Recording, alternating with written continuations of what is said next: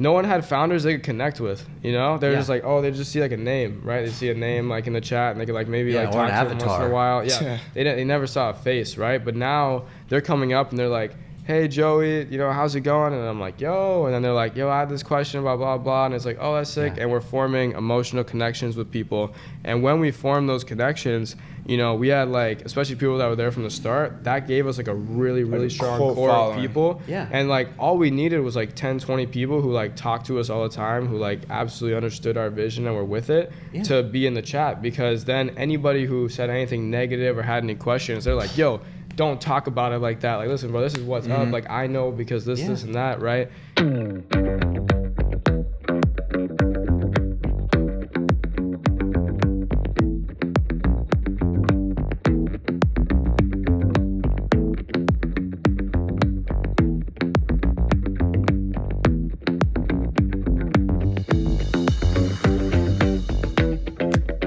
I'm Joey. I'm John. And you're watching Behind the Brand with Brian Elliott. Let's go. Hey everyone, I'm Brian Elliott. Welcome to another episode of the show. Guys, welcome. Welcome. Hey, that was it right there. We did it. Man. That's the cold open. You nailed it. Okay. I was like, okay, really have to do it 8 again. takes, guys. Not that many. Those 3. So if you've watched the show before, you know I usually ask my guests, how did you get this job? Yeah. Man, well, I guess the job that I'm in right now is being an entrepreneur, working in NFTs, crypto, influencer. So I guess the way I got this job was, you know, I was, you know, doing door-to-door sales for a while after I dropped out of college. And, you know, I always wanted to be an entrepreneur. Like, I always did some entrepreneurial stuff. Like, I made YouTube videos when I was in, like, 6th grade. I did e-commerce when I was in high school. A little bit, and then, you know, I was like really trying to find something where I can get back into, you know, doing my own business, because that's like was the real reason why I was in door-to-door sales. And then, you know, me and John met up, and, you know, because we have been great friends from college, and we had both been flipping NFTs for a couple weeks, and we're like, yo, let's launch a project. And so since we launched a project, Junior Punks, you know, it's been all NFTs, it's been all social media, especially related to that, like branding, you know, in the business and NFT space, rather than just doing like, you know, dances and funny videos like we used to do. And now we're, you know, obviously we're going on to launch like Nftmagazine Com. We have more projects, and we're just trying to expand within this space. But I guess, yeah, that's how I got this Pretty job. much answered everything. For me, I mean, I don't really look at it as a job. I look at it as just like more of like a hobby, like a fun hobby. You know what I mean? So I started social media. So I have about 4.7 million followers on TikTok. I started back in college.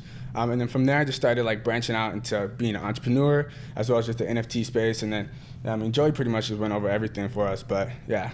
Yeah, we're in the same job right now. So yeah, but he's right. It really doesn't feel like a job, to be honest. Like, we're pretty much at the office like 12 to 16 hours every day. And, you know, there's people like, I was talking to some people, and they were like, yo, like, I don't know if I would even want to be at work that much, because like it's also 7 days a week. We don't really have any days where we like take off. You know, we usually end up going on like a trip or something after we have like a big launch, or after, you know, we do something big. But in reality, every day is the same. We never know what day of the week it really is, right? We really just know the number. And it's like, and it's because it's not, we don't think of it as, oh, like we're going to work. It's just like, this is what we do. This is what we love to do. This is what we identify as. Like, we identify as the guys that love to go and, you know, we're throwing down social media. We love to go and hop on calls for, you know, NFTs, trade. Like, it's just like what's fun for us. It's like what we like that's to do. super relatable. I mean, I live that life too. So, and, you know, the people who watch this show or listen wherever you're listening, this show is a show for founders,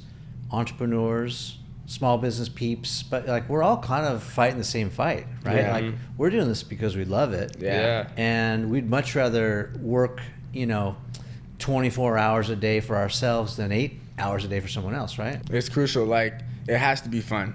You know what I mean? Because if it's not fun, then it's like why are you doing it? Like, what's the point of waking up every single day to do something that you don't want to do, you know? Like, well, Joey kind of gave us, you know, a foreshadowing of like what's happening right now and maybe into the future. But I want to take it back in the chronology a little bit and qualify, because I'm sure that there are some kids, let's call them kids, who are in junior high school or high school. I have to tell you the story. So I was at, where was I? I was at VidCon this one time. This was before the pandemic, but I was at VidCon, and I thought I was being punked, right? Like, so a bunch of these like teenage kids came up, they're like, hey, aren't you behind the brand? Aren't you Brian from Behind the Brand? And I'm like, all right, who sent you? Like, there's no way there's no way you are. Yeah, you know. Yeah, like I have, like. Yeah. How many subscribers did you have at that moment? I probably had maybe like 150,000. So it was that's a lot, small. especially for YouTube. It's my channel's still small. It's undersubscribed, so don't forget to subscribe. There you go. Subscribe. Make sure you subscribe to Brian Elliott. But anyway, so these kids come up to me. I'm like, okay, it's a joke, right? Like, no. We're high school students. They were like sophomores and juniors, and they're like, we're studying to be entrepreneurs. We're like, we have our own side hustles, our side business, and our teacher told us that we should watch your channel. Wow. I'm like, that's the coolest teacher ever, right? Yeah. But so I'm going to assume that there are a handful, at least, of young people who are watching this. So let's go back to your summer sales, explanation and kind of like, let's go into more detail about that. So for those who don't know what summer sales is, you got your choice of like solar, pesticides, alarms, man. I met somebody that was actually selling fruit baskets one time. I felt for her. I was like, that's tough. But yeah, there's a lot of different. So what were you doing?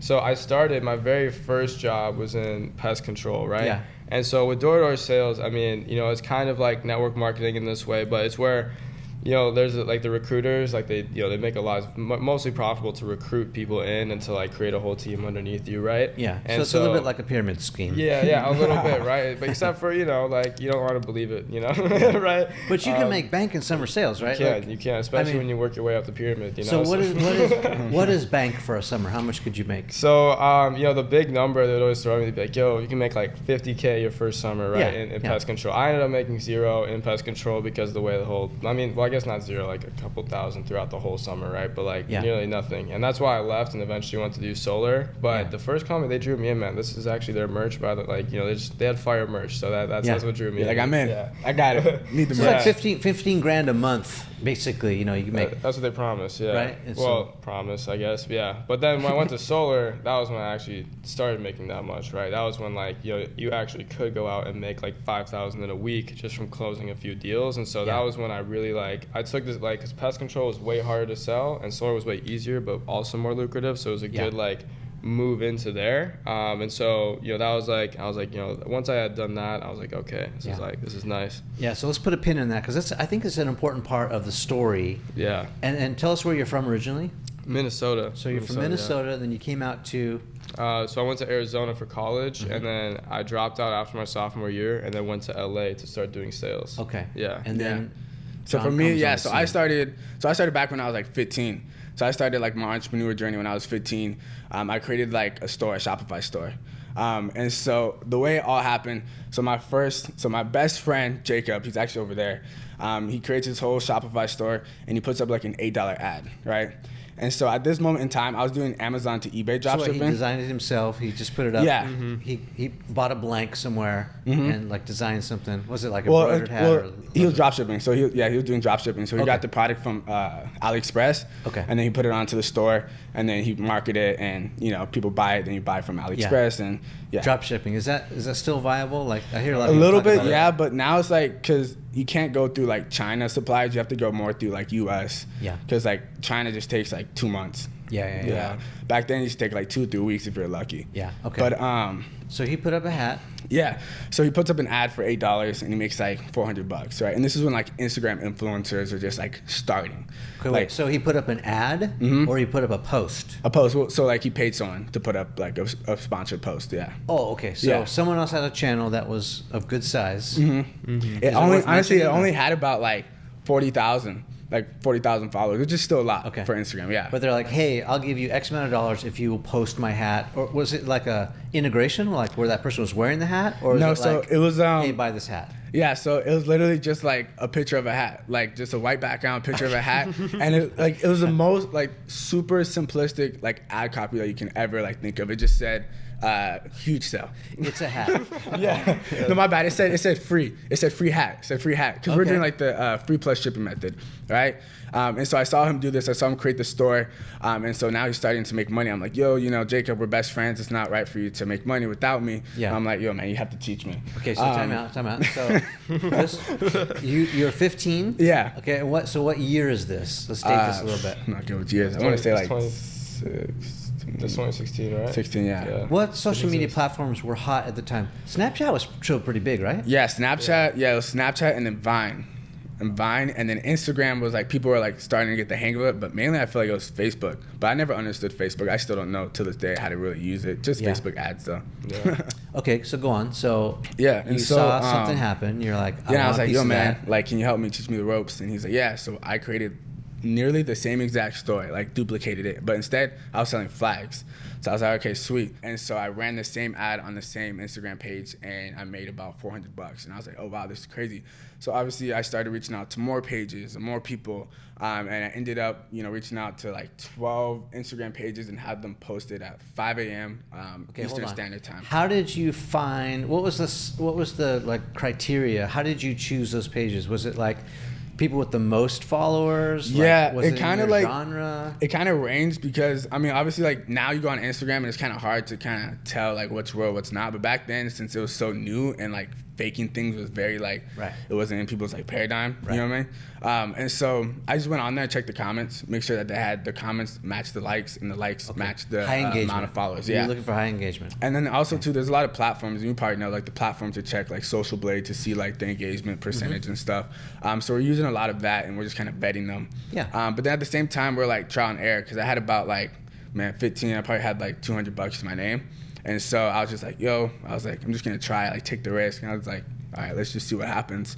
Wait, so did you basically get yeses across the board? Like you approach people and they're like, sure, I'll do it. Yeah, and I was negotiating like crazy. I got a post for like $4 one time, like $6. Yeah, the when I first started, the first 2 weeks when I first started, the most I've ever spent for one single Instagram page was $65. And within that week, I made $2,000. Wow. I mean, so yeah.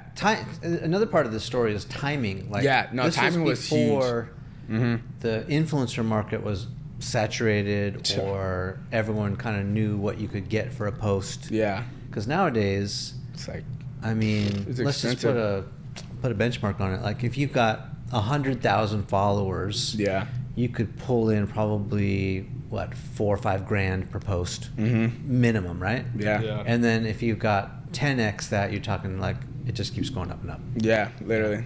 So you got 4 million TikTok followers. What do you charge? Me? Yeah. I'll charge around from like 20 to like 40K for a post. Yeah. So, and that's respectable. And yeah. So I have like a talent agency too. So like I have like connections with like a lot of influencers. So it's like, when I tell my talents, they're not really like contracted to me, they're like subcontracted. And so each brand that I get them, I'll take like a percentage. Yeah. And so I'll tell them like, hey, put your email or put my email, TBS Talents, in your TikTok for like a week or 2 weeks. And so brands and like partners will just come, just flood my email. And so now I have like 15 influencers of like brands and people who just want to hit them up and work with them inside my email. And so I'm just like working and connecting. I want to unpack that a little bit more. Yeah. Because that's super smart what you just said. I want to make sure everyone got that because that's a little bit of gold right there. Okay. So what you did was you kind of flipped the script on being the influencer. You became an agency. Yeah. And you reached out strategically to a handful of other influencers. You said, hey, let's partner up and let's, pool our resources, or like we're stronger together. Yeah. You're gonna kind of be acting like talent manager or agency. You have them put your contact info in their bio. Yep. And so when they get hit up by brands, it goes to you, so you can field the call and do the deal on their behalf. Yeah. And then you take a percentage of, you split it with them. It's a rev share, and everybody wins. Yeah. Okay, very smart. Yeah. I got to a point when I was like making videos and stuff, and I'm like, dang, I get so many promos. I'm like, I would love to take every single promo, but my TikTok page is like, for me, it's not a promo page, Right. And so you like realize you're like, all right, so how can I, still bring in income but not, saturate my brand? Yeah. You know, and so kind of started thinking, I was like, all right, well, I have a lot of friends, a lot of people that I know, a lot of connections, a lot of brands that I work with. Yes. So I was like, why not just be the connector and plug people in, just kind of plug and play? Because now that one person who got a Cane's, deal, I can now take that Cane's deal for myself and give it to 10 other people. Are you talking about Cane's Chicken? Yeah. Oh yeah, I love that place. Yeah, that was fun. I did a promo for them. Shout out to Cane's. John, that is brilliant. Thank you, brother. Appreciate that. Thank you. If you missed that, I mean, rewind, watch it, rewind again. Like, take some notes on that. That's genius. Thank you. You understand that you're at capacity for your own page, but also it might just not be a fit. Like maybe you're a Ferrari guy, and Lambo approaches That's my you. dream car, man. Don't get me excited. and you're Lambo approaches you like, I'm a Ferrari guy, I can't do it. But my boy Joey here, he's a Lambo guy. Huge and Lambo so guy. you run it through Joey, and you both get paid. Yeah, exactly. That's so smart. Yeah. So how many do you have in your stable, like your roster? Like influencers. Yeah. Stable about 30, like just subcontracted, and then people who I just kind of connect around like 45. Okay. So what's the difference between what I would call like on the roster, who you're doing rev share deals with? The 30 are like just prioritized. I got you. Yeah. And so what's the other batch look like? These are just friends that like will do favors. Like, hey, I'm dropping a new NFT, help me pump it. Yeah, pretty much. That. Yeah, that's Okay. yeah. Also very smart. It's like the main thing I feel like. I mean, one thing that I think me and Joey really like took away this past year, especially, was just like, it's really, really important. Like, we already knew, but it's really important to like really be that person that can like connect people and like really help put someone on like majorly. And if you can't help them put them on majorly, like show them advice or teach them or put them down the right path, then it's kind of just like plug and play, because we're all in it, we're all here, you know what I mean, to learn and become a better version of ourselves. So well, what does that do for you when you really connect? Like, you can't go wrong with connecting two people together if that connection is valuable to them, right? Because then both of those people, not only are they gonna like go and do something cool together, but also they're both like, yo, like, thank you, Joey, for like connecting us. Like, that's both parties are like really fired up about you connecting them, right? And then that's value for them. Obviously, like if it's something you can't do with them, but like they need the value, and then you can just help them out, like that value will always come back to you, right? And so I think that a lot of times I get caught at, like, you'll see a lot in NFTs and crypto or social media, people will be like, oh, listen, I'm connected to this person. I can, like, I'll take a middleman fee, or like I'll connect you for this, and that, right? And like they want to take the value up front before they'll even just like introduce you. And I hate that. Like, it's become a really big culture, and so now it's a transaction. It's not friendship or anything. It's like I have a guy who he runs a marketing agency with celebrities that they help market out projects or people and with celebrities. And when someone reaches out to me like, yo, like, do you know where to get celebrities? I'm not like, listen, man, like, here, like, I got you with them. I'm like, and then like just take a middleman fees. I'm like, yo, here, I'm just connected with them, right? And then they both get a lot of value from that. It always ends up coming back, See, that's not a new idea, because that resonates with me so much. I've seen that's sort of, you're telling my story. Like, that's a story in my life. Yeah. I will co-sign what you're talking about. And again, if you missed what Joey's talking about, there's a Greek phrase. It's quid pro quo, which is, I guess, maybe attorneys use a lot, which is like, basically, you scratch my back, I'll scratch yours. But we're not advising quid pro quo here. We're saying, like, give without the expectation of return, because, one, you want to do some good in the world, you want to help other people. The other thing is this karmic idea, like, what goes around will come around. Yeah. Which is kind of what I subscribe to. It's just like, I have no agenda most of the time of doing good, and it's just like, it's just the right thing to do. Yeah. And then maybe it'll come back, maybe it won't, but like... The great way to expand too, because everybody has their own like network and base connections, right? So if you connect that person with that person, maybe... later you're like, oh, I need this, and then they're like, oh, I got that for you. Then they connect you with somebody, right? And then you're just, that's like the really expansive and like abundant way of doing things. Whereas like if you're just kind of guarding everything you have, it's like it's really it's not like not expansive. To add on, it's like you're nurturing your guys' relationship, because like every single day, or just like throughout the decades of networking with so many people, you have this huge contact list that you don't know what to do with. So it's just like, it just makes sense to like, not only are you helping someone else, but you're nurturing that relationship by, you know, giving them value at the same time. Yeah. And then also, you know, maybe down the line, like you said, you can be like, hey man, like, are you down to come on to my podcast? You know, like a favor type of thing. And they're like, yeah. Man, it's even giving me like goosebumps to think about this because I've always felt this way, like that phrase has always been backwards, right? Like people say, oh, it's not personal, it's just business. And I thought, no, it's not business, it's just personal. Like everything's personal. Michael Scott, business is the most personal thing in the world. Right? Yeah, Michael Scott. Rule number 4 is don't take anything personal. Everything is personal. 4 agreements. Was that like Michael Scott / Wayne Gretzky? Or was that a true Michael Scott quote? Michael Scott, it was like, it's like, that's something he just says in the show. Someone's like, like, don't take it personal. He's like, it's not personal. He's like, everything's personal. He's like, business is the most personal thing in the world. Like something along those lines. But I love the sidebar office conversation because it is literally my favorite show. And I believe most of life's most important questions can be answered through The Office. Oh yeah, one way or the other. Yeah, they crushed it with that show. I think I've seen every episode. I haven't seen it 4 Good times. On you. Yeah, yeah. That was a good you time. should watch it. I mean, I'm not superstitious. I'm just a little stitious. Yeah, but it's like, well, it is right there. you should check it out before something happens. You know, like something's gonna happen. What's gonna happen? You know, no, I'm just kidding. That's fine. I love this. Good. I love this. Okay, so let's go back. Let me ask you this too. Like, so there's this talk by this author Adam Grant. He's kind of a big deal, like at the Wharton School, and he has a pretty popular talk called Givers and Takers, and he talks about the psychology of, you know, people who give and people who take, and like who's better off. Like, have you guys ever been burned by like just giving too much? Because if you're not careful, like you could just be this doormat that everyone wipes their feet on. It's like, hey, thanks, bro. Oh, you're giving this away for free, no expectations, sweet, and they just you know, pocket it, and then you never see him again. Yeah, I think me and John for sure, as business partners and as our business, I know it's happened to us a lot. I know it still happens at times, and I know that me and John personally, like, I speak for myself, like it's happened to me all the time, right? And I'm sure that, I mean, as you progress, like, I mean, like, there's no way of telling if someone's really gonna, like, you know, come back and like actually give you value back, or what their true intentions really are.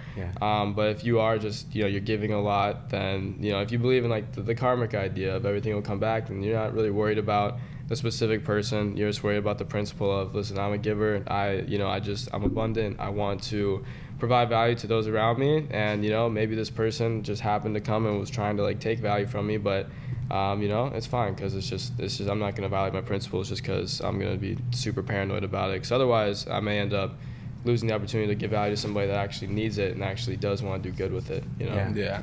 John, do you hold a grudge? I used to, until I started focusing on my mindset and like meditating, and then really like letting my thoughts like process and like seeing them and like understanding them, and then like surrendering like the emotion behind it.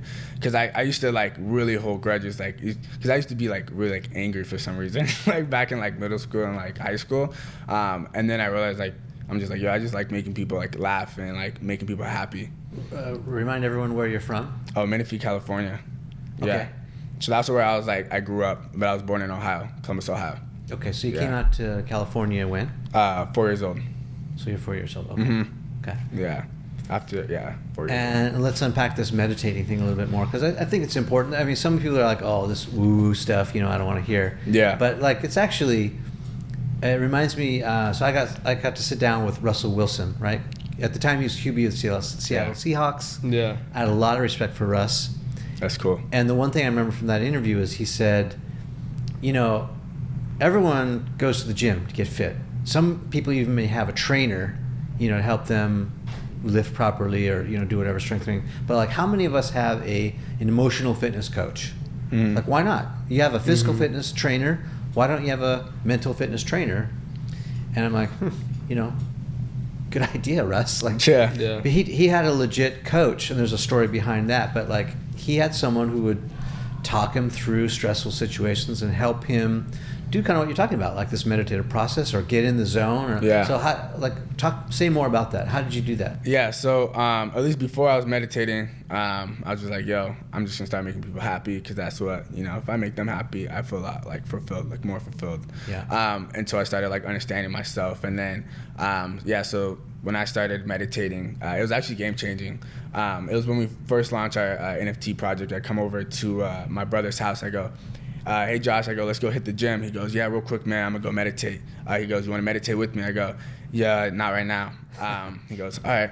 Next day, I'm like, yo, Josh, let's go hit the gym. He goes, all right, bro, I'm just gonna meditate real quick. He's like, you wanna meditate? I'm like, no, bro, like, it's all good.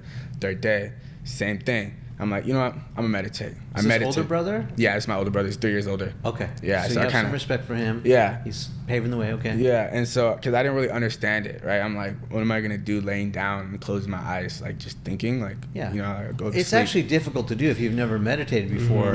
You're kind of like, your mind starts racing and and sometimes you start fidgeting. If you're someone who can't sit still real easily, it can snowball too, because you're thinking about not thinking, and then you're like mad at yourself for thinking about not thinking, and then it's just like it goes, and you just have to remember, like, all right. And so I was like, all right, you know, I'll be open-minded, like I'll lay here and I'll meditate. And he's like, just listen to the tape, and he's like, just let it go through, like just kind of just be there. And I was like, all right. So I going through it, and then like all of a sudden, like I feel like this rush of like adrenaline, like I just start feeling good, and I see like very visually, like just like visuals of like I guess you could say like of my future self, of who I want to be. Yeah, you got some clarity. Yeah. Exactly. I'm like feeling like super solid, like really good. I wake up, I'm like, yo, bro, like that was crazy. He's like, yeah, I know, it's game changing, huh? I'm like, yeah, bro, I feel like a lot more like clear headed. And so from that day on, I started meditating. Then he started meditating. How long are you meditating? Is it like 5 minutes or 40 minutes? 30 minutes to an hour. Yeah. And some days if like, and are you just sitting in silence, just kind of like just So chilling? we lay down. Yeah, so we'll lay down. It's so funny. We'll like be in the living room, and there'll be like 4 of us, and we'll literally just be like this, laying down, while the speaker is just blasting, and we're just like there, just stand still. What's on the speakers? Is it music? Usually, is it a talk it's tape? like a guided tape. Music, or like a self-hypnosis. Yeah, like a self-hypnosis tape where they they basically like take you through all the steps and like saying like what to do, and then they like speak to your brain as it's malleable, you know, type of thing. So yeah. Because like, you know, like NLP, like neuro-linguistic programming. Yeah. It's like, so like there's a lot of studies where like the people who are like scared to go outside, they're like, oh my god, they've been stuck inside for like 20 years. Yeah, they have phobias. Exactly. Yeah. There's been like people who specialize in NLP, and they'll go over and they'll do like their training, and then, you know, the next day or a couple hours later, the person's able to walk outside and completely transform, like nothing ever happened. Yeah. And it's basically just kind of like rewiring your brain, and creating like new neural pathways to kind of like fix certain things. Yeah. You know what I mean? Well, it's not a new concept, right? Yeah. I mean, the whole, you know, east part of the world, you know, they're on their knees either praying or meditating or, you know, clearing their minds somehow. I mean, we have prayer out here in the West, but it's not quite prayer. It's just kind of getting centered. Yeah. So I think it's really smart, you know, in the category of physical fitness, emotional fitness. I mean, it's not out there anymore. It's like one of these things you got to do to take care of yourself. Yeah. We do it at the office every day. We have a little meditation room here. It's it's quick 30 minutes before we usually get to work. Yeah. You have to be careful though, because guys, if you get too zen, if you get too deep into it, you get like too good at it, you might stop caring about crushing it in business. you might just be like, I just want to meditate all day. You know, I just want to be enlightened. I just want to walk around in nature. You know, I don't care about money anymore, right? So you gotta be careful if you wanna crush it. It separates you from like the materialistic world. Yeah, it's a good thing. It's a good thing for sure. Yeah, I like it. You gotta stay grounded. You gotta remember where you came from, especially when you hit it big. Yeah, like you guys did. All right, so let's go back to summer sales. Yeah, and like let's bridge that gap of the story between basically you're a summer sales bro. Yeah, and you're 20 years old, which is only just like, we're talking like 6 months ago. That you're just freshly, you know, like basically a full-grown adult officially according to the law. Crazy. And you're summer sales bro, you're making some money, and then you see a trend, going back to what John's good at, which is finger on the pulse, identifying trends, seeing things take off, and then you guys somehow get together. And how do you, fill in the gaps there for that story. Love the story. So yeah, no, this is wild. So I mean, me and John, we met at college, right? Like that was back my freshman year. My first semester was done in like North Dakota, but I didn't like the cold there, so I transferred to Arizona. Yeah. And I didn't know a single person out west at all, right? What did you have in common? Was it social media? It was, no, because I didn't even touch social media. It was literally like nothing. We didn't know each other like, at all. Yeah, no, it was just like cool. Like it was just like, yo, what's up, He was man? friends with my roommates. Yeah. Okay, Well, so that's the connection. Yeah. Because basically what had happened is I was just walking around talking to anybody I could meet, you know what I mean? And so I met this one guy sitting next to me. His name was Matt. Shout out Matt, man. He was right next to me in one of our classes. And I'm like talking to him, like, yeah, I'm new here, man. He's like, yeah, well, you know what? Come by and hang out with like the friends like once in a while. I'm like, all right, sure. And so I go over to their dorm. I hang out with all of them. It's like 5 or 6 of them. And then like from that day on, they were just my friend group. Yeah. And they were all like, I was hanging out in John's room. Like it was his room, but he just wasn't there at the time. Was he a popular kid or? I was just by myself. I had a girlfriend at the time. Yeah. Okay. Yeah. So I was just like very like lovey-dovey with my girlfriend 24/7. You know, just like.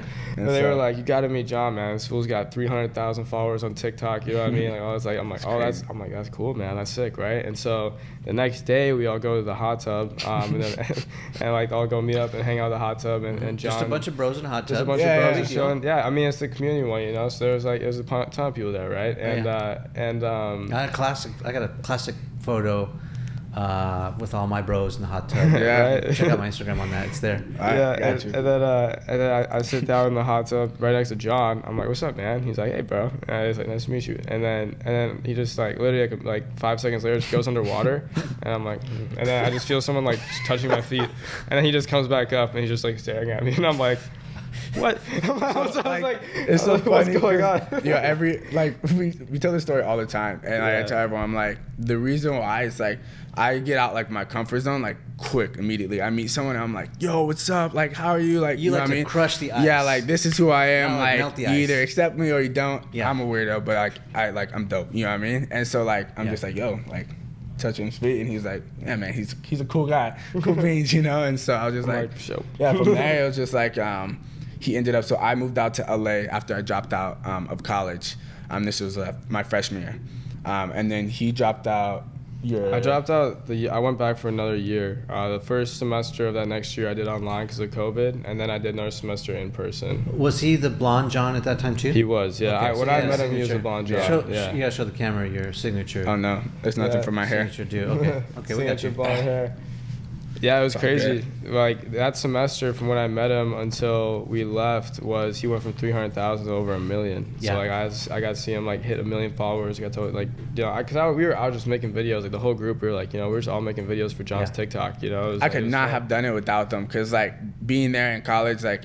Even though I was like with my girlfriend 24/7, I was like, yeah, I can make content with her, but it wasn't like the viral content that would go like crazy, you know?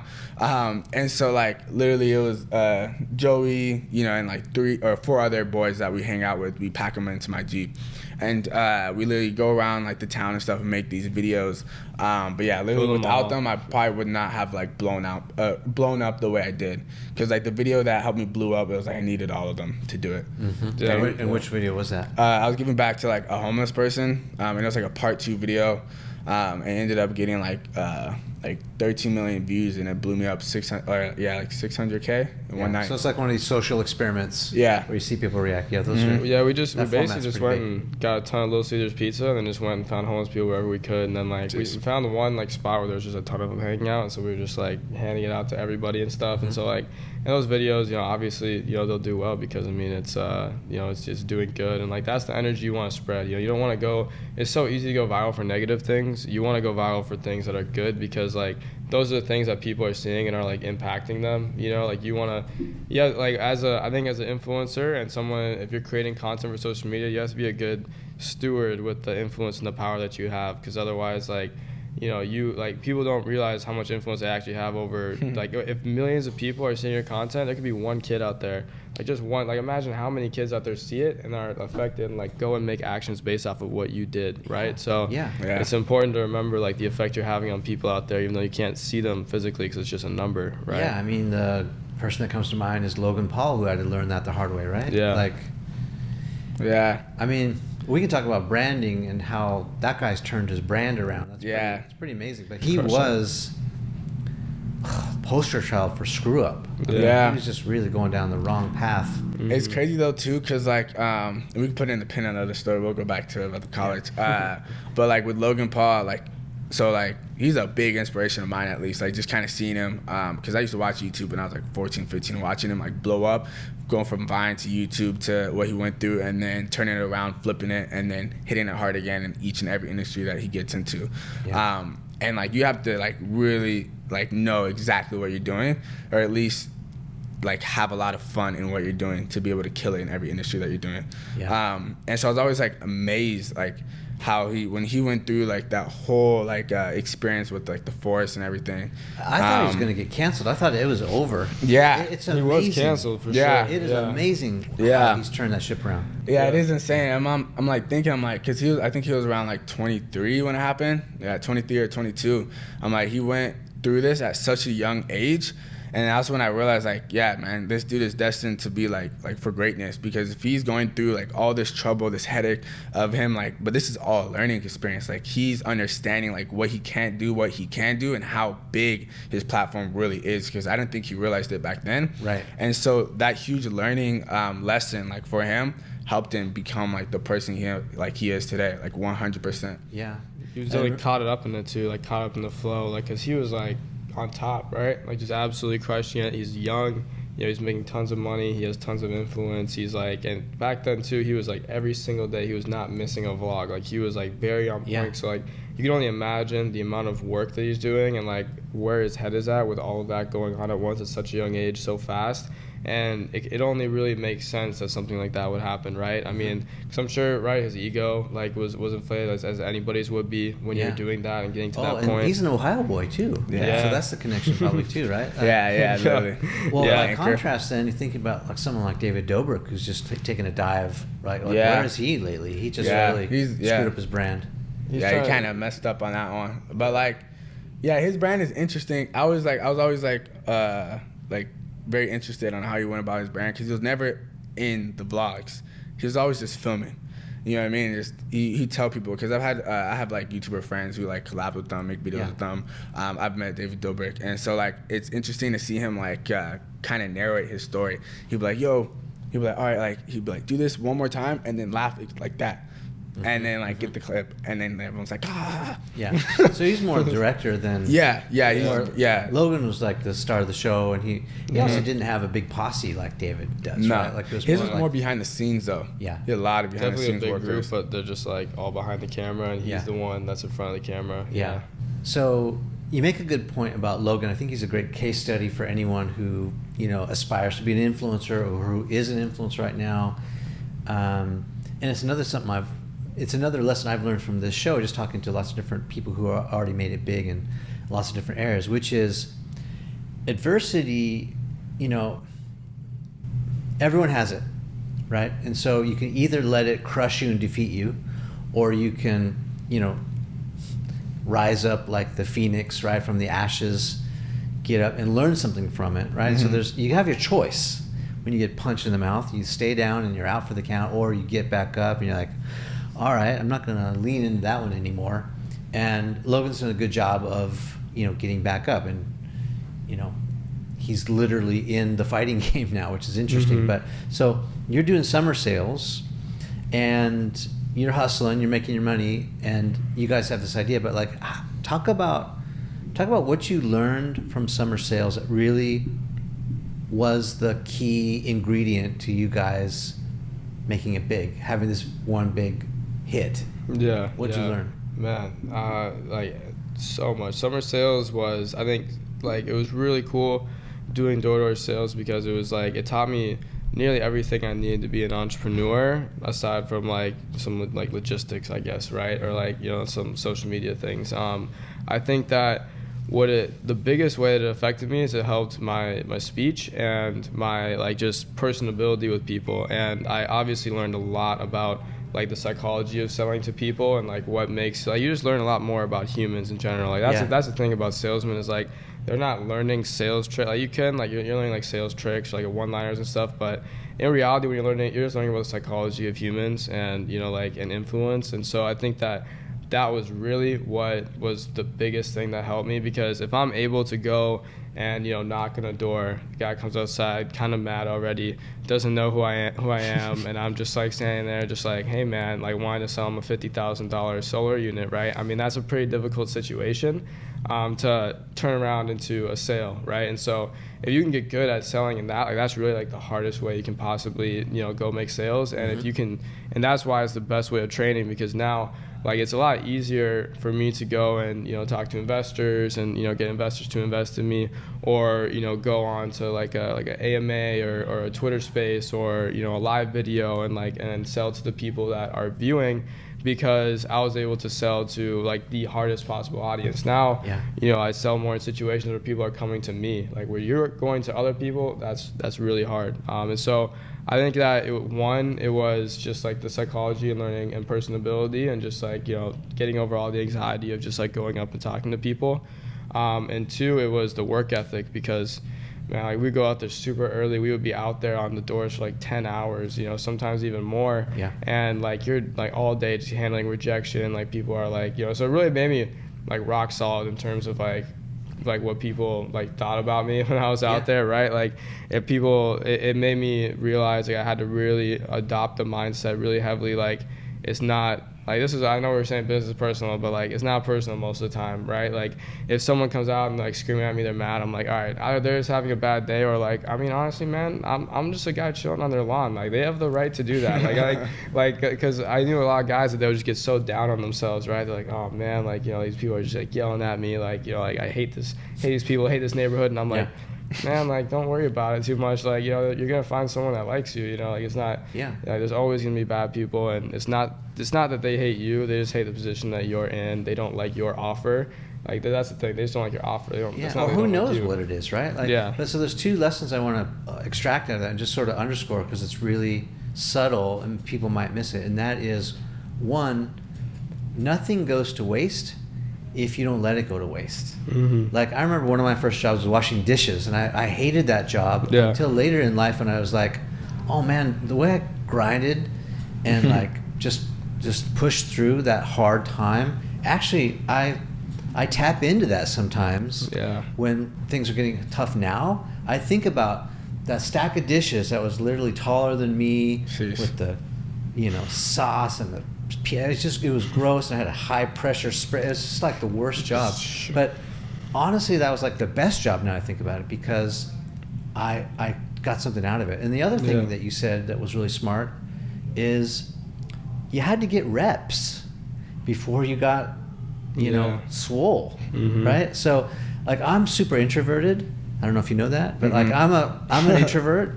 And when I turn the cameras on, I can be extroverted, but like when I'm done, I don't want to talk to anyone.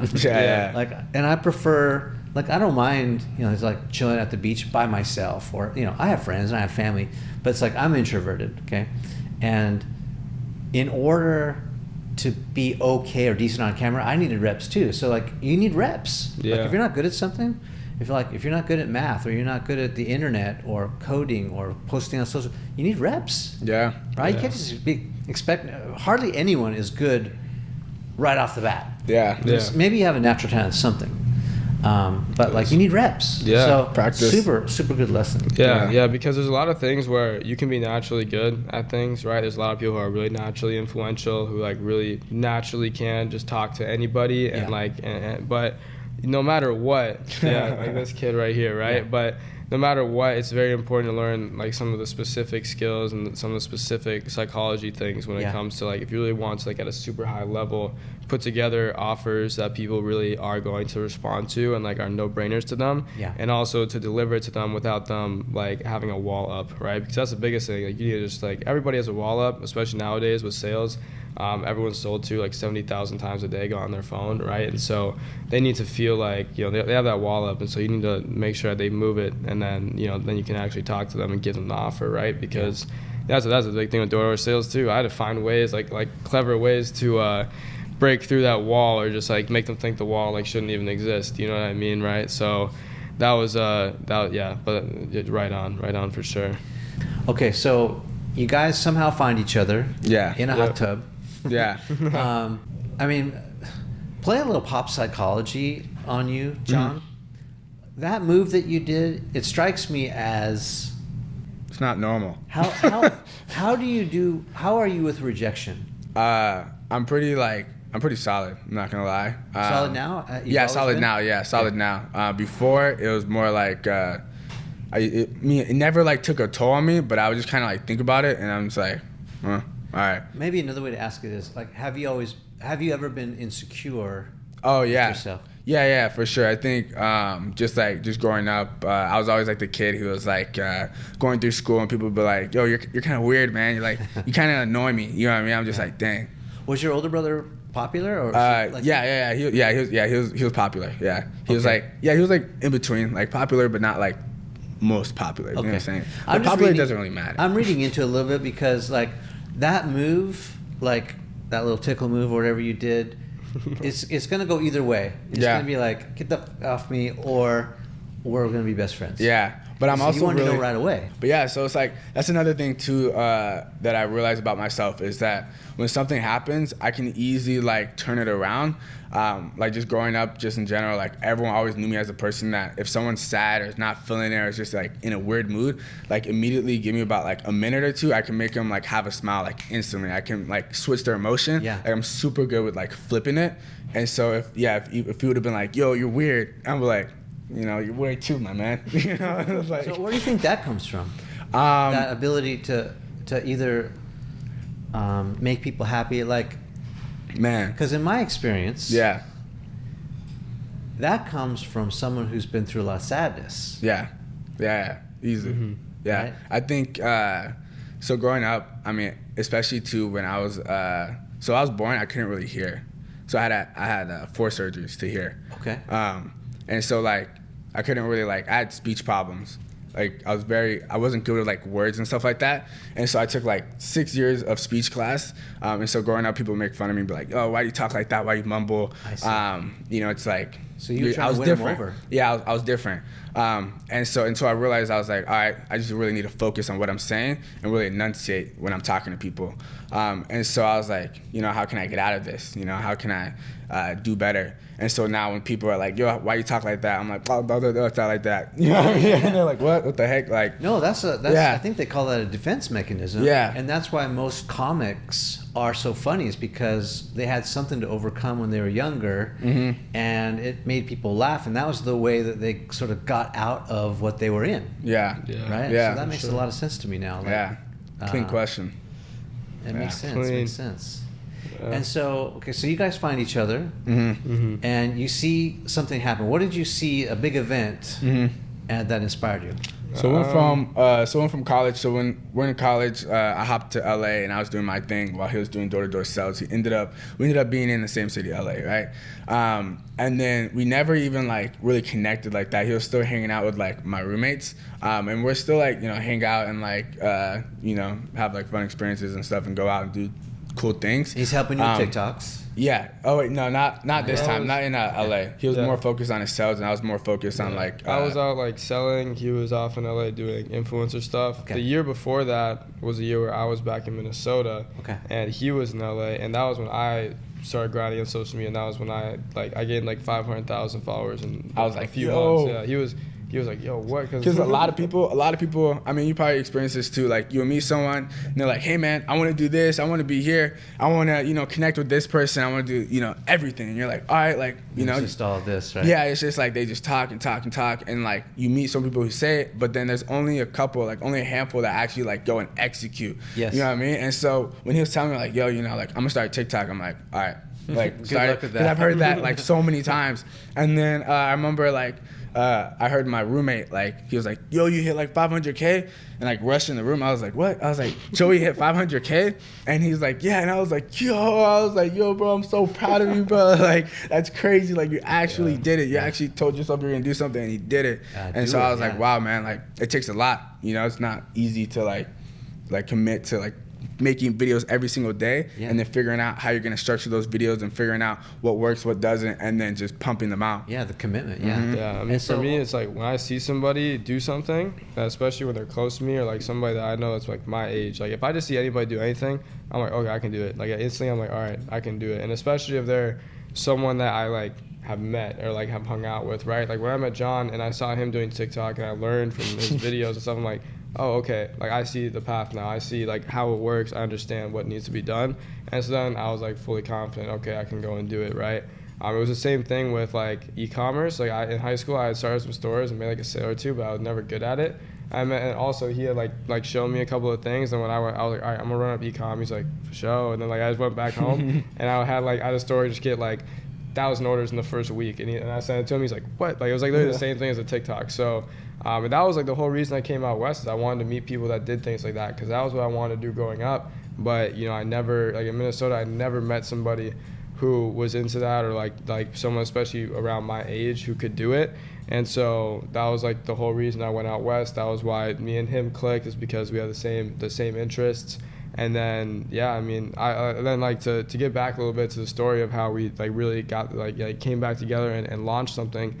You know, we were both doing our own thing, but he had posted about like an NFT that I was launching, and we're like, yo, all right, let's get it. And so, did you know what an NFT was at the time? I just thought I was gonna be a millionaire overnight. Because like I saw my brother was doing the marketing for this project, and so like he's posting it, and this is the first time I ever heard about NFTs. I'm like, yo, this is crazy. Okay, I see like. So when is it? Is it like this last is year, so this is like August last year of 2021. 2021. Okay. And so it's just so also recent. It's yeah. It feels so long ago though. Yeah, it feels like, forever. Yeah, like so almost a year ago. Yeah. And so I see like photos and videos of people like, I just flipped my NFT for like 200, 300K. I'm like, wow, I'm gonna be like, and so what rich. NFT was it like? It was like a derivative of like Bored Apes. Yeah, so like a Bored Apes stuff. Okay. Yeah. And so first gen. Yeah. And so I'm over here like texting all my friends like, yo, like we gotta get on this NFT, like it's gonna go crazy. My brother's doing the marketing, like he's making the views go from 600 to 19,000 a week, like it's blowing up. I know the statistics. And so boom, they launch, we buy the NFT together, and then we're like, well, you know. Wait. You bought the NFT? Yeah. Yeah, so we minted them like off the basically like they launched and we bought some from them like you know the original sale, right? The original so drop. how much did it cost? It was 600. It was 0.08 Ethereum back when Ethereum was at like 4,800. So I don't know. It was like $600. Quick math, like $600. Okay. Yeah. So $600 each. So like, affordable. That was like, you know. And like I was over here trying to buy like salesmen. 10 of them. Yeah. I was like, I can't buy 10. They're only letting me buy like 5. Yeah. I'm like tripping out because I've never had like too much ETH inside my account. And so I was like asking like people like who had more ETH. And I was like, yo, I'll Zelle you, just send me ETH. You know what I mean? I never really bought ETH like that. Yeah. My little brother hooked us up with so much ETH because we had like no way of buying it really fast. And so we would just be like, all right, Sammy, Zelling you, send me ETH, Zelle, send ETH, and then like eventually he had like none left. He's like, guys, like I can't even. So this is assuming you guys already knew how to set up the wallet and like. We kind of figured everything out in like 3 days because of the launch. Yeah, so it's like we heard about it, then 3 days later they launched, and then we're like, okay, we kind of understand it. But after that project, that's what taught us and got us in the mindset of like, NFTs, what is this? This is like very interesting. And so we started finding other NFT projects, and we started using our following to our advantage. We're like, hey, like, you know, we can go ahead and promote your NFT. We can put it on our story. Can you airdrop us, or can you let us on the whitelist? If you guys don't know, the whitelist is basically like a pre-sale. So it's essentially you're buying the NFT cheaper than the actual public sale would cost. And so we ask them, and so sometimes we get airdropped the NFTs, sometimes we'd be on like all these different whitelists, and we just started flipping. Went from like $600 in the account to like 24,000 in like 2 weeks, just flipping like crazy. Wow. Arbitrage. Yeah, literally. Just doubling. I was like, as long as I don't go below 600, I was like, I'm mint good. It, sell it, mint it, flip it, right? It was we were obsessed for like 2 weeks. It was so trading fun. NFTs. Yeah, like we had a group chat. It was called NFT Millionaires, and there's like 12 of us. And we're all just sitting in projects like, this one's about to launch, this one's gonna happen tomorrow, this one's 3 a.m. Stay up. And we're like, I got you. I'll mint like 10. I'll airdrop you some. Most of us were influencers in that group chat we made too. So we're like, yo, DM them for whitelist. They'll hook you up. And so like all of our friends are all like, we're just minting and like buying pretty much any NFT we could possibly find, because that was like the space back then. You could make money off any NFT just because like I'm just curious. Just from minting them. Might not be an important question, but it's like, so you guys are messaging each other Was this like through Instagram DMs? Was Just this a text. Discord So channel? we were Just like texting each other. Yeah, so we're Just texting? texting each other Okay. in the group chat Group for chat, like okay. hooking each other up, but we were direct messaging on Instagram for the projects. Okay. But then we were communicating and getting like all the information from for the project on Discord. Yeah. But this was Yeah. like before we knew that like we shouldn't just promote like any project, because like after this like happened, like there was like a huge like downfall. Like all of a sudden you go on like Instagram and everyone's like, this project just rug pulled, this project just, and we're like, oh no, like imagine we posted like a project on our story and they just like our followers bought in and they lost money. Right. So There's then a lot we of realized scams happening. exactly, Yeah. yeah. And so yeah, we made a trip up to Big Bear one day. This was probably one of the last flips we did for like maybe like a month. Yeah, after this, like we didn't flip anymore. Like, And so we go up to Big Bear with a couple of friends. That's where the story gets interesting. Yeah. And we're over there just to have like a good time, just have fun, chill, lay back, just kick it, get away from everything in LA. And so we end up flipping this NFT. We like double, triple our money. No, it's double. And then Joey goes, yo man, we should drop an NFT project. And I was like, yeah, I mean, yeah. You know what I mean? I didn't believe like myself yet. Like I wasn't like committed, but I was like, sure man, like let's do it. So dropping an NFT project means creating the NFT, Yeah. minting it, and then selling it. Yeah. yeah, Exactly. so like the mint is the sell. Like that selling is like putting it up for You mint. put it I on a guess, platform yeah. like OpenSea or something, and it Yeah, becomes minted. you basically so basically you put it up. So like on your website, we'll go to mint. It's like imagine it's like with like a shoe drop or a merch drop or something. So like Kanye with like Yeezys or whatever, you would go to like the website and they're like, all right, like everyone's refreshing, and then like all right, they're sold out on there. That's like your website, and then OpenSea is like StockX or like eBay, right? That's the secondary market. So then once they're sold out on your website, everyone's just buying and selling them on StockX, right? And so this is like obviously it's a little bit different than shoes, a little bit more volatility, right? So like if you're minting and you haven't sold all of them yet, but people are selling them for even less on the secondary market, then like no one's gonna buy them from you it's anymore, gonna tank. right? Yeah. So you have to so that's why you have to make sure that it sells out semi fast, and if it's selling out slow, that you just add more and more incentives, right? So that was a whole game we had to play as we were minting out, because we really learned NFTs as we were launching. Like we learned we so didn't know much more. anything about it, because Yeah. when he came up with the idea, we're like, all right, like we're gonna do this, and we're like, okay, let's do it. And so everyone's upstairs like partying, and then we go downstairs into the garage, and there's a whiteboard. Start immediately just writing everything. We're like, all right, well, what do we need? The type of team we would need, like development, like Discord, and then we just start like searching things up. And then all through, we think we're there for what, like 2 days or 3 days? Yeah, it was like we were only there for These are like a all few the days. benefits that are Yeah, going to be attached yeah. to So the like NFT. from utilities What are to you gonna like, give? It was people? like we did like 1, 2, 3, 4, 5. Like the steps of what we need to do is like 1, all right, we need to make a Discord. 2, we need to find someone that can code this for us. Like 3, we need an artist, right? Yeah. 4, we need someone to help us market. 5, we need social medias made, right? And so we were just like basically then we're like, all right, I'll handle this. You reach out to this person, I'll handle this. We go right back upstairs. Everyone's like, let's go snowboarding. We're like, nope. We're like, you guys can go. Literally. And we're just like dialed in on our laptops, just I think the rest of the trip. Too, before I even like get into the story too, I think it's super important. Like when you're starting something, obviously like you need to have like that internal belief. You know what I mean? Like believe in yourself. But as well too, it's like having that one person to believe in you and like really be there and say like, yo, like let's do this. Like we got this. Like we could do it. Like we're not different than anybody else. Is like super important. Yeah. Because when I first started, not only was it him, but my friend Justin. I was like, yo man, I want to drop an NFT project. Like that would be cool. But it was just like something I was just saying. I didn't actually like really want to do at the time. I was just saying it, putting it out there because it was like the trend. And then he was like, yeah, man, you could do it. Always like reinforcing it. And so when he popped up the idea, like, let's do it, I was just like, yeah, I mean, let's do it. Yeah. So how did you get inspired to do the drop that you did? Like, where did you get that idea from? So at that time there was a big trend in NFTs, which was like Lil Baby blank, right? So like there would be like crypto punks, right? Someone make a derivative, it's called Lil Baby Punks, right? Or there was like the Bored Apes derivative, it was like Lil Baby Apes or Lil Baby Doodles or Lil Baby Cool Cats, right? And so Lil Baby Cool Cats was the one that we saw, and we doubled, and we're like, all right, we could just make one like this, a little baby project, right? Like, and so we're gonna go make. So we were like, all right, we'll just make Little Baby Punks, right? And it'll be like a little Junior Punks one.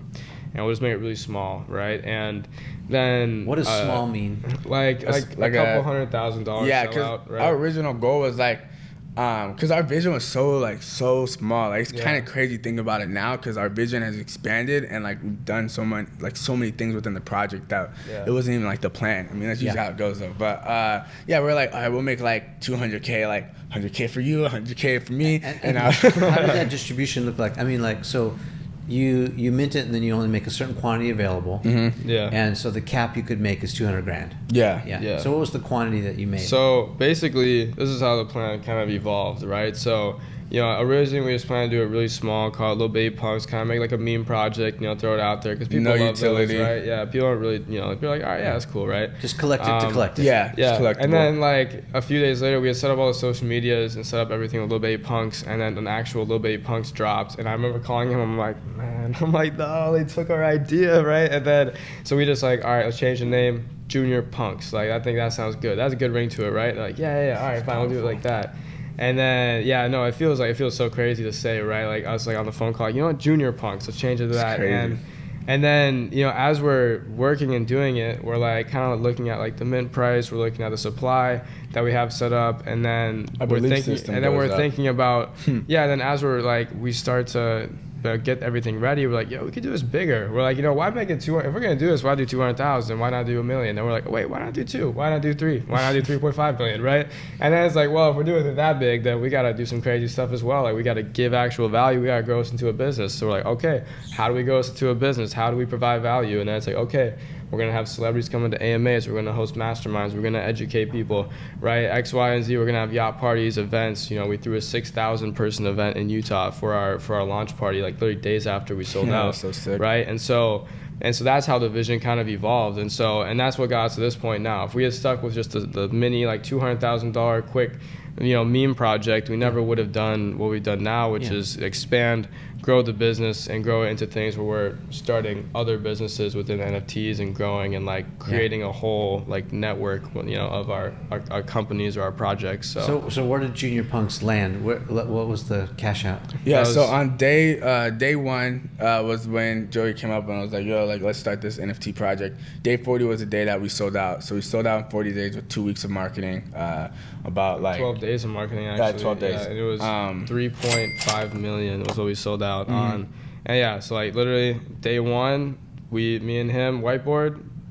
Day 40, last one is sold. We marketed for such a short amount of time. It's kind of crazy that we even I don't even know like how like it was. It was always like destined, because we're all like, it's gonna sell out. Like, we're literally like 100%. Like, we just knew, like, just with conviction, like, it was selling out, like, no matter what happened. Because it was crazy, because that was when we got really into self-hypnosis and meditation and like belief and flow state, and so like and we were working so hard, and everybody in that, because it was me, him, and his brother, just 3 people just in the house, right, launching this, and so we had just completely unified belief and alignment, and so we're like, okay, like in our minds there was no chance it didn't sell out. There was no chance it was a failure. Like that was never a possibility. Yeah. So failure's not an option. As we were building it and marketing it to everybody and speaking to everyone, like in our heads, we really internally felt like it was already done. It was already sold out. We were thinking beyond that. We're like, all right, what happens after we sell it now? Like planning for those things. Yeah. We're not like, oh man, like, is it gonna sell out? Are we gonna sell? Right? We're just like, all right, it's done. Like, this is what's gonna happen, on this date, and this is gonna go like this. And how do we expand? How do we grow? And so people could really feel that, especially when they were in the AMAs, when they were talking with us and they were interacting with us. Yeah. Because we love, like we always say, like NFT people, they don't like to like get on camera. They don't like to talk to people. They don't like anything. Which is it's understandable, because like when you're like at these high stakes, and you're like putting your face out there, it could be like, I guess it could be a liability, and everyone knowing, because everything's on the blockchain, you can see everything. Yeah. So it's like you drop a project, everyone's like, oh dang, like those people walking into the gym right there to drop that project, they made this much money. Pariah. You know what I mean? It become like a target, which is understandable. But as well too, it's like you have to create trust with the people that you're trying to sell, and just like in general, within the space that you're evolving in. And so like we're like, all right, so we sold our face, and everyone's like, yo, like I mean, they're doxxed. Like you can't screw us over. You can't do this. You can't run away. We see your face. We see who you are. You know, and then the biggest like hold up with people, especially at the time, was like, yo, if I don't know who they are, they can just totally just dip, right? When people were just like minting out a project and then just deleting everything, like just deleting it all. Like people had nothing. It's like, what? There's no social media. I don't know. Like, and so basically, our goal was like, all right, we're just gonna totally eliminate any possibility in their mind that we would scam them, because like, listen, I'm right here. We're in the AMAs. I'm like, listen, you can see my face. I'm looking at you right now. I'm talking to you. Full transparency. My name is Joey Sendz. You can look up my social media. You can come and find me. Like, you know where to go. Like, my dad was on Shark Tank. Yeah. Exactly. I'm not like, I can't just go away. I'm like, listen, man, I'm 20 years old. Do you think I'm going to do something to just absolutely destroy the entire brand that I've built up until now? Like it doesn't make sense. It doesn't make sense, right? And so everyone's like, okay, that makes sense, right? And so, trust. And we always say too, like, me, him, his brother, like our biggest strong suit is that like when we go and we're talking to everybody, we can really we have like just win people over and and sell. See, it's come back full circle, guys. Yeah, business is personal. It is. It is personal. It is. Yeah. Yeah, you really is. No one make it personal. No one had founders they could connect with. They're just like, they just see like a name, right? They see a name like in the chat, and they could like maybe like talk to them once in a while. Yeah, they never saw a face, right? But now they're coming up and they're like, hey Joey, how's it going? And I'm like, yo, and then they're like, yo, I had this question, blah blah blah, and it's like, oh, that's sick. And we're forming emotional connections with people, and when we form those connections, we had like, especially people that were there from the start, that gave us like a really, really strong core of people. Yeah. And like all we needed was like 10, 20 people who like talked to us all the time, who like absolutely understood our vision and were with it to be in the chat, because then anybody who said anything negative or had any questions, they're like, yo, don't talk about it like that. Like, listen, bro, this is what's up. Like, I know because this and that, right? And so it was perfect. And that's why it's all about, being personal, providing value, doing things for people. Like we provide utility before we even launched. We're like, listen, guys, we're going to have celebrities come into AMAs, and, it's only going to be for people that have our NFT. Before we even launched, we were like, yo, guys, we're having Demir Bird and Rodney Adams, 2 Chicago Bears players, come in and talk to everybody. So we had everyone in there talking to them. Like one guy comes up, super big Bears fan, just super excited, right? Lana Rhodes before the scandal. Yeah, Lana Rhodes before she like kind of scanned everybody. But it's I don't know, but yeah, no, Lana's cool. It's it's 13. I mean, so again, if I can extract a lesson here, transparency. Well, yeah, it's like everything and nothing has changed, guys. Everything and nothing has changed. It's still about building trust, building relationships, transparency, honesty, like, high moral character, doing what you say you're going to do, telling the truth. Yeah. Also be willing to show up when you're wrong and saying, hey, we messed up, we're going to fix it. Like whatever comes your way down the road, it seems like you guys are here for it. Yeah. And like that's the message. We're here for it. Yeah. And so, the good, the bad, the ugly, the success, the fame, whatever it is, like I'm here for it. That's great. Exactly. Now, as we, like round third, bring it home.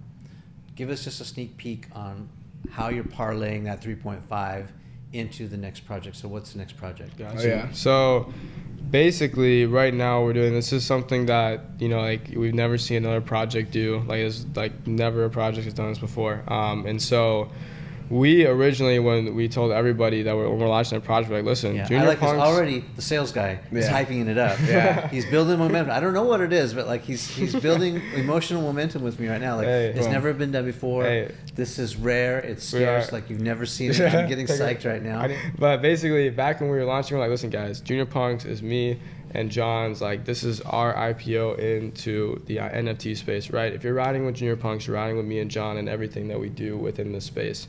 And so if you believe that no matter what, me and John are going to continue to do business, start businesses, grow, and operate in the space, then invest in the Junior Punk, right? Because that's going to grow. And so basically, the next thing that we're doing is we're launching Nftmagazine.com, which is going to, we really have the vision to grow it to be one of the largest, the biggest news source within NFTs and Web3, because there's not many out there, and I think that we could really crush it compared to the other people who are doing it.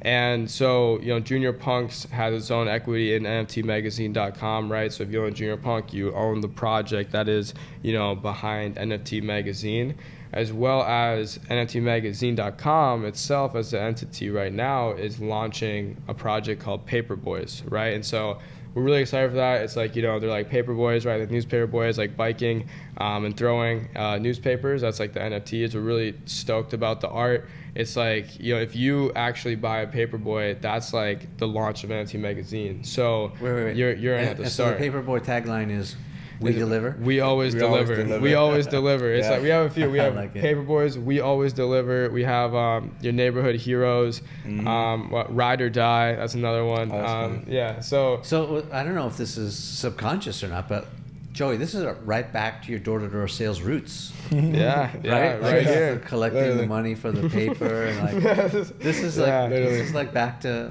No, this is everything. Everything comes around. I feel like, you know, and that's what, you know, like what I've always said. You know, doing sales, doing social media, you know, traveling, like moving into places I've never lived before across the country. Everything I've done is just kind of provided its own little, you know, like experience that's gotten me ready for the things that I'm doing now. It's the same thing with John. It's like, you know, also the people that we've met, right? Like I met him, he met me, you know, we linked up with his brother, you know, we had the people we met up with that teamed up with us to help with Junior Punks, right? You know, it's all, that came from all different places that we met them, right? So, you know, everything all culminates into eventually one, like, big thing. I mean, we were just sitting back, you know, chopping it up, reminiscing about the good old days and all that. You know, tracking my roots, where I came from and where I'm going.